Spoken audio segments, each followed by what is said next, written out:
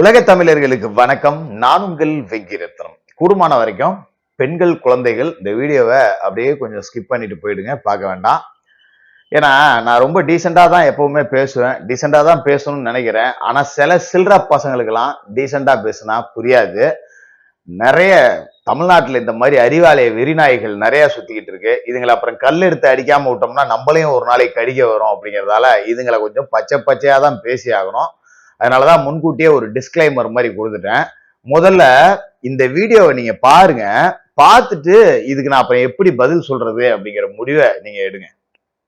தறிகிட்டு போகக்கூடிய தற்கொலை கூட்டம், வரமுறை இல்லாத தற்கொலை கூட்டம், புருஷன் எனக்கு தேவையில்லை, எனக்கு விஜய் தான் வேணும்னு சொல்ற விபச்சார கூட்டம், நாங்கள் தங்கச்சியாக இருப்போம், அக்காவாக இருப்போம், பொண்டாட்டியாக இருப்போம்னு சொல்லக்கூடிய ஒரு விபச்சாரிகள் நிறைந்த ஒரு ரசிகைகள் இருக்கக்கூடிய ஒரு தற்கொலை கூட்டம் இங்க இருக்கு. வீடியோ பாத்தீங்களா? சரி, இந்த வீடியோ கூட ஏதோ வாய் தவறி வந்துருச்சு, ஏதோ பேச தெரியாம பேசிட்டான் அப்படின்னு சொல்லிட்டு நம்ம கடந்து போயிடலாம். அதன் பிறகு இவன் கொடுத்திருக்க பேட்டியை பாருங்க.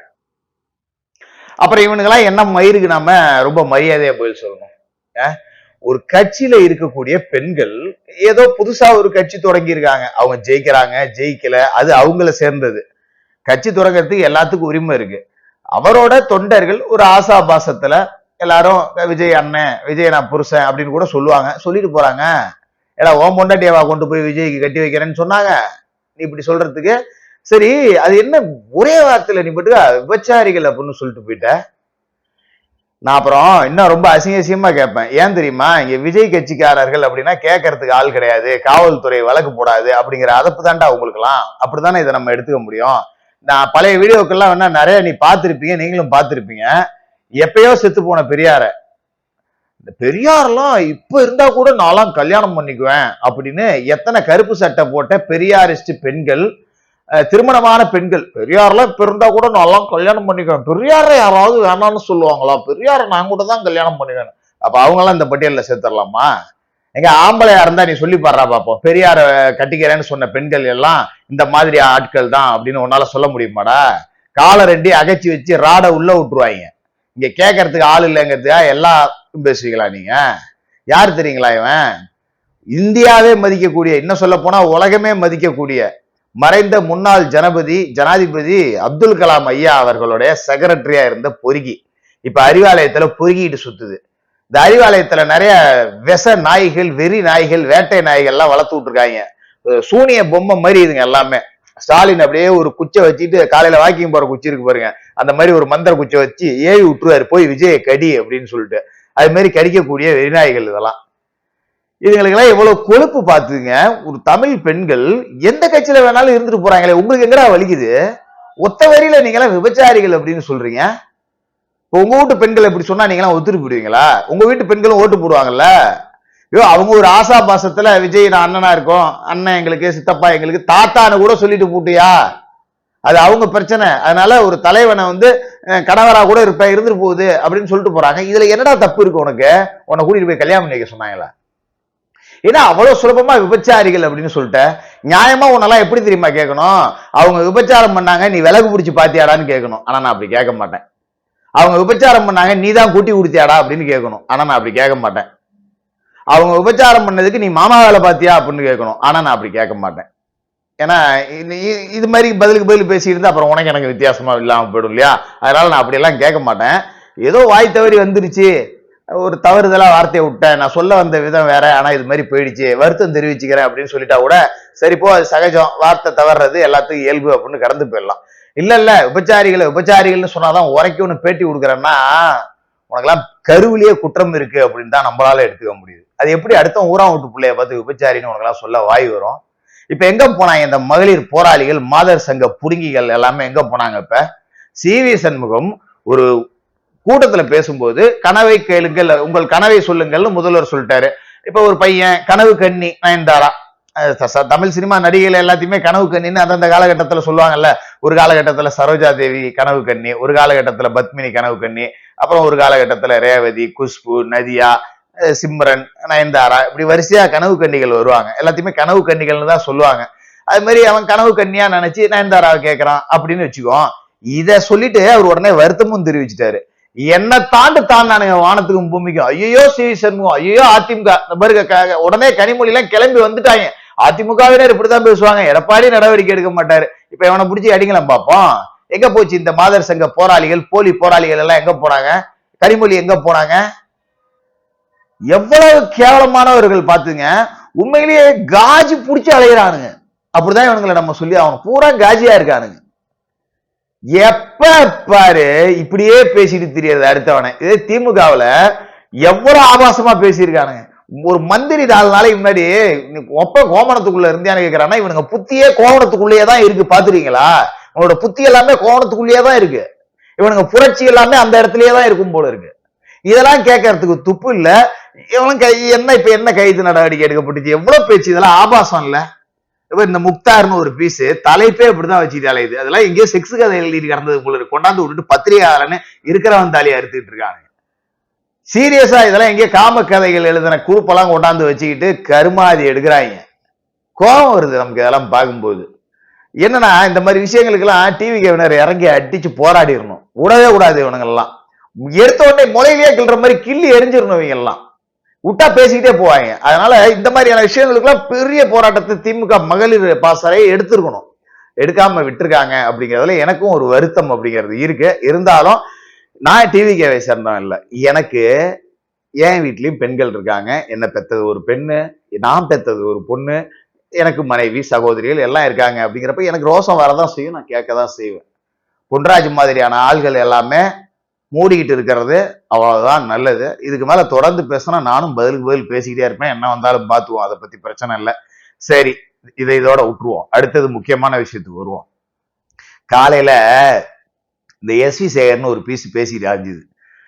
ஒரு 6 மாசத்துக்கு முன்னாடி முதல்வர் தமிழக முதலமைச்சர் முத்துவேல் கருணாநிதி ஸ்டாலின் ஒரு பொன்னான வார்த்தையை உதிச்சார். என்ன தெரியுங்களா? அதுக்கும் ஆதாரம் என்கிட்ட இருக்கு. நியூஸ் கிளிப்பை பாருங்க. எஸ்வி சேகர் மட்டும் திமுகவில் இருந்தா அறுத்து தள்ளிடுவாராம். அப்படி என்னத்த இந்த ஆள் அறுத்து தள்ளினார்னு பாத்தீங்கன்னா, தமிழ்நாட்டுல பாலியல் வன்கொடுமைகள் நடக்குமா? 10 கோடி தமிழ்நாட்டுல ஜனத்தொகை இருக்கு. 3ஓ 4ஓ தானே பாலியல் நடந்திருக்கு. இதெல்லாம் நீங்களா பெண்களை பாதுகாப்பா வச்சுக்கணும். ஒரு கழிவறைக்கு போனா கூட துணைக்கு ஆளு போகணும். நாங்களாம் எங்க வீட்டுல வேலை செய்யறவங்க எல்லாம் கடைக்கே அனுப்ப மாட்டோம், வாட்ச்மேனை தான் அனுப்பி வைப்போம். என்ன டிசைனா உருட்டுறாங்க பாருங்க. தமிழ்நாட்டுல சட்டம் ஒழுங்கு அப்படியே கிளுகிளுன்னு இருக்குதான். எஸ்வி சேகர் மாதிரியான ஆளுங்களுக்கெல்லாம் ஊர்ல நடந்தா வலிக்காது, அவங்க வீட்டுக்குள்ள நடந்தாதான் வலிக்கும். நானே கடவுளை வேண்டிக்கிறேன் அப்படி எல்லாம் நடக்க கூடாது அப்படின்னு சொல்லிட்டு நீங்க அரசியல் பண்றதுக்கும் நீங்க அறிவாலயத்துல எச்செலும்பு பொறுக்கிறதுக்கும் நாட்டுல இவ்வளவு சட்டம் ஒழுங்கு சீர்கேடு நடந்துகிட்டு இருக்கு. நீ இப்படி பேசுறன்னா ஒண்ணுமே இல்லைங்க. விளாத்தி குளத்துல பாதிக்கப்பட்ட மாணவி அந்த குடும்பத்தினர் மத்தியில கொண்டு எஸ்வி சேகர் விட்டுட்டு வந்துடணும். இப்ப பேசுப்பா அப்படின்னு சொல்லிட்டு எதாவது அடிப்பா என்னே தெரியாது. எவ்வளவு மனசாட்சியே இல்லாம பேசுறாங்க பாருங்க. அந்த சட்ட ஒழுங்கு சந்தி சிரிக்குது, பாலியல் வன்கொடுமை, கஞ்சா போதை பொருட்கள், கலாச்சார சீர்கேடு நடக்குது. பழைய மக்கள் மேல போடுறாங்க. மக்கள் கவனமா இல்லையா? என்ன இங்க எல்லாம் பிள்ளைய பத்தி தெருவில் விட்டுட்டு இருக்காங்க, வரவும் போறவங்க எல்லாம் என்ன வேணாலும் பண்ணிட்டு போகடான்னு அப்படி சொல்ல வராரா எஸ்வி சேகர்? கோபம் உச்சத்துக்கு வருதுங்க இதெல்லாம் கேட்கும் போது. கேவலம் இந்த ஓட்டுக்காக இந்த மக்களை கேவலப்படுத்தக்கூடிய வேலைகளையும் செய்ய ஆரம்பிச்சிருக்காங்க அப்படிங்கிறது புரியுதா உங்களுக்கு? புரிஞ்சுங்க. திமுகவோட டிஎன்ஏவே இதுதான். இவங்க கையாளாகத்தனத்துக்கு மக்கள் மேலேயே பழிய போடுவாங்க. அப்படிதான் நடக்கும். இப்ப சேகர் பாபு ஒரு பேட்டி கொடுத்திருக்காரு. இந்தியாவிலேயே பெண்களுக்கு பாதுகாப்பான மாநிலம் தமிழ்நாடா. யார் அந்த பெண்கள் அப்படின்னு பாத்தீங்கன்னா திமுக குடும்பத்து பெண்களா தான் இருப்பாங்க. ஏழைப்பாளைகள் ரோட்ல நடக்க முடியல, 2 வயசு சிறுமியை ரேப் பண்றான். இது என்னத்த நான் சொல்றது? ஒரு இந்த எஸ்வி சேகர் சொன்னதையும் சேகர் பாபு சொன்னதையும் சேர்த்து வச்சு எடுத்துக்கோ. கோரம்பாக்கத்துல ஒரு 9 வயது சிறுமி பாலியல் வன்புணர்வு செய்யப்பட்டிருக்கா. யார எஸ்வி சேகர் சொல்றாப்புல நீங்க பாதுகாப்பா வச்சுக்கலன்னு சொந்த சித்தப்பம் பண்ணிருக்கான். யார்? இத்தனை திமுக நாய். என்ன ரோட்ல விட்டு போனாங்களா? அவங்க சொந்த சித்தப்பம் பண்றான் அப்படின்னா அவனுக்குள்ள எவ்வளவு வெறி ஊறி போயிருக்கு. அப்ப நம்ம என்ன பண்ணிடுவாங்க நம்மள அப்படிங்கிற அச்ச உணர்வு எவனுமே கிடையாது. நம்ம சௌரியத்துக்கு பண்ணுவோம், என்ன எவன் பண்ணிட முடியும்னு. இதுக்கெல்லாம் எஸ்வி சேகர் என்ன பதில் சொல்ல போறாரு? இப்ப சேகர் பாபு ராத்திரி 12 மணிக்கு கூட நகை போட்டுக்கிட்டு பெண்கள் ரோட்ல நடமாடலாமா? எங்க ஈசிஆர் ரோட்ல கார்ல தரத்தினானுங்க பாத்தில்ல? நகைலாம் போட்டுக்கிட்டு நடத்த வேண்டியது இல்ல, பொண்ணுன்னு எழுதி வச்சாலே துரத்துறானுங்க. கல்லுக்கு சேலையை கட்டினா கூட துரத்துற அளவுக்கு போதை வெறி உச்சத்துக்கு ஏறி போச்சு. கண்ட கருமாந்திர போதையும் கொண்டாந்து உள்ள விட்டுக்கிட்டு திரியுறீங்க. கேவலமே வெக்கமே இல்லாம எதுவுமே இல்லாம அப்படியே நாங்க அறுத்து தள்ளிட்டோம் அப்படிங்கிற மாதிரி பேட்டி மட்டும் கொடுக்குறீங்க. இந்த பொன்ராஜ் மாதிரியான ஆளுங்க இப்படி பச்சையா விபச்சாரின்னு பேசுற அன்னைக்கு அவனெல்லாம் தூக்கி போட்டு மிதிச்சு உள்ள தூக்கி சொருகி இருந்தீங்கன்னா அடுத்தவனுக்கு பேசணுங்கிற துணிச்சல் வராது. அப்ப பேசுறதுக்கே துணிச்சல் வராதப்ப எவனும் அத்துமீறணுங்கிற துணிச்சலும் வராது. அப்ப பேசுறவனை பூரா பேச விட்டுரு, திமுக இருந்தானே பேசிட்டு போங்கடா அப்படின்னு சொல்லிட்டு அப்ப அடுத்தவன் அத்துமீற தான் செய்வான். பேசும்போதே எந்த நடவடிக்கை எடுக்கல, செஞ்சுதான் பாத்துருவோமே அப்படின்னு. நடக்குமா நடக்காதா? அப்படிதான் இது நடக்கும். அப்படிதான் இதை நம்ம எடுத்துக்க முடியும். அதானே உண்மை. இல்ல நான் ஏதாவது தப்பா பேசுறேன்? கோபம் உச்சத்துக்கு வருதா இல்லையா? என்னமோ போங்க.